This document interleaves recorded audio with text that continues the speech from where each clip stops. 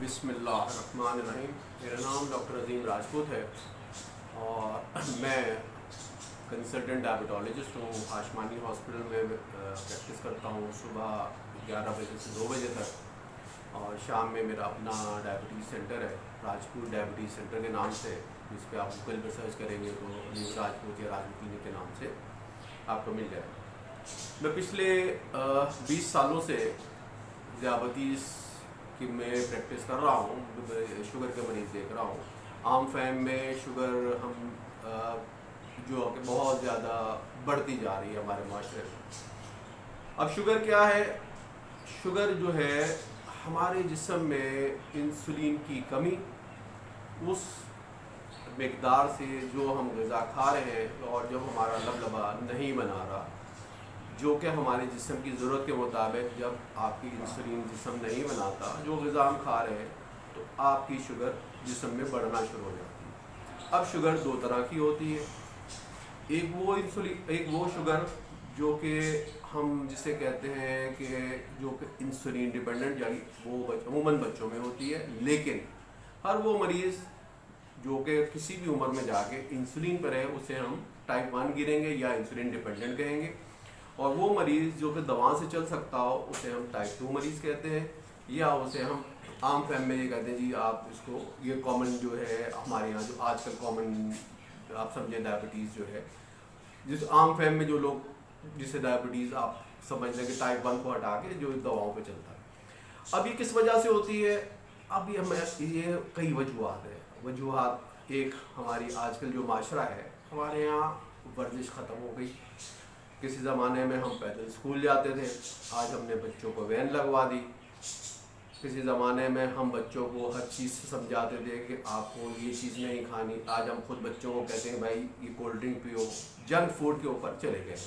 بچوں میں ایکٹیویٹیز ختم ہو گئی, اسی لیے کم عمری سے بہت سارے بچوں میں شوگر ہونے لگی. جو دوسرا آپ بڑوں میں جائیں تو بڑوں میں بھی انہوں نے جو پیدل چلنے کی روٹین بالکل ختم ہو گئی. اب اس کا آسان سا فارمولا ہے کہ اگر آپ 100 روپے کا پیٹرول ڈلواتے ہیں گاڑی موٹر سائیکل میں یا گاڑی میں, اور اس میں سے 90 روپے کا آپ جلا دیتے ہیں, اگلے دن پھر 100 روپے کا ڈلواتے ہیں, پھر آپ اس میں سے 90 کا جلا دیتے ہیں. جب آپ 10 دن بعد موٹر سائیکل لے کے پیٹرول پمپ پہ جائیں گے تو اس میں سے پیٹرول باہر آنے لگے گا. یہی ہمارے جسم کا حال ہے. ہم 2000 کیلریز لیتے ہیں اور 3000 کیلریز لیتے ہیں, ہم نے 1200 کیلریز جلا دی, باقی آپ کے جسم میں بچتی چلی گئی, جو آپ کے جسم میں موٹاپے کا بھی باعث ہوتی ہے اور آپ کو شوگر کی طرف لے جاتی. اب اس سے پیچیدگیاں کیا ہو رہی ہیں؟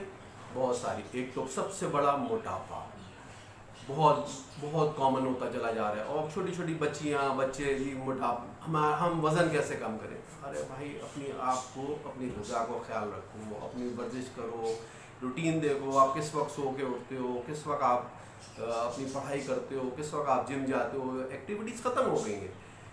اب دوسری چیز کیا ہے, اس کی پیچیدگیاں کیا ہے؟ بہت کامن جو ہے, جو میرے پاس بہت سارے جس کی جو میں کہ میری اسپیشلٹی ہے کہ میرے پاس فوڈ کے مریض بہت سارے آتے ہیں جو کہ پورے پاکستان سے آتے ہیں. جی پیر کٹنا ہے, اور الحمدللہ یہاں سے 90% مریض ٹھیک ہو کے چلے جاتے ہیں. 10% وہ مریض بھی ہوتے ہیں جو زیادہ پیچیدگیوں کے ساتھ ہوتے ہیں, تو ہمیں دوسرے سینٹر میں بھیجنا پڑتا ہے, یا مریض خود سے, جیسے ہمیں مریض, آپ کو پتہ ہے یہاں ہمارے معاشرے کا ایک حصہ ہے کہ آپ اس ڈاکٹر کے پاس, یہ ونڈو شاپنگ ہر مریض کرتا ہے, اس سے کوئی فرق نہیں پڑتا. لیکن کوئی بھی ڈاکٹر آپ جہاں سے بھی علاج کریں, لگ کے علاج کروائیں, اور شوگر کے لیے آپ شوگر کے ڈاکٹر کے پاس جائیں. دوسری جو سب سے بڑی پیچیدگی ہے, گردے خراب ہو جاتے ہیں اور آپ کا جسم سوچنا شروع ہو جاتا ہے. گردوں کی خرابی بہت بڑی وجہ, سائلنٹ اسیمیا, دل کی تکلیف آپ کو ہو گئی اور آپ کو پتہ بھی نہیں چلا.